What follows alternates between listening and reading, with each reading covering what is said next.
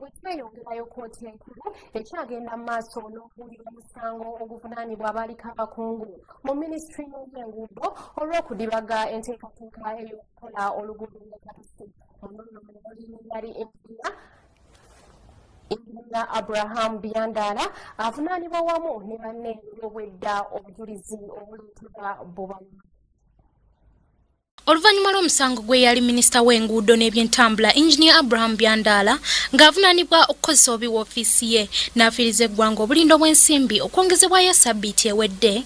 Enkya ya leero kkooti enkulu ewozesa abakenuzi etudde okuwulira omusango guno nate. Oludda oluwaabi lwanjudde Martin Oluwo eyali akulira enteekateeka z'okuzimba oluguudo lw'e Katosi ng'ono alina obujulizi obuluma Byandala n'abalala abali mu UNRA ne UTAU. Wakati mu kajojijoji w'ebibuuzo Oluwo ategeezezza abakulu okuva mu UTAU bwe baagezangako ennyo okwewala enkuŋŋaana ezaabanga zitegekeddwa okuteesa ku nteekateeka ez'okuzimba oluguudo luno.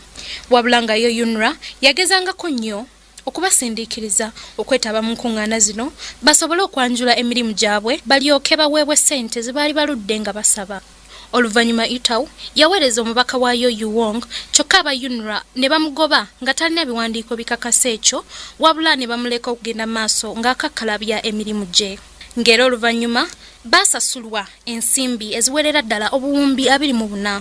Okusinziira ku bujulizi, UNRA yaweereza ebbaluwa eyali ayita omukulu wa UTAU Richard Craft ku mukolo ogwali ogw'okutongoza okuzimba kw'oluguudo luno mu butongole nga lumu omwezi ogw'omusanvu 2014 ekintu kye yagaana ng'ategeeza nga bw'atasobola kujja Uganda olw'ensonga nti omwana we yali mulwadde.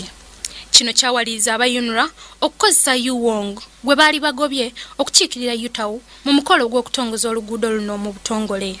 Nga wakayitawo sabbiiti 2, kalisoliso wa gavumenti yalagira UNRA okuyimiriza okuzimba kw'oluguudo luno wabula nga baali bamaze okufuna ebbaluwa okuva eweeyali minisita omubeezi ow'ebyenguudo John Byabagambi bwe yali abakuutidde obutassa mikono era beeyongere maaso n'enteekateeka zaabwe ez'okuzimba oluguudo luno. Okuwulira omusango guno kukyagendera ddala maaso. Eggulire lino likusakiddwa Ekak Ronald ku lwa Kingdom TV amalindirire.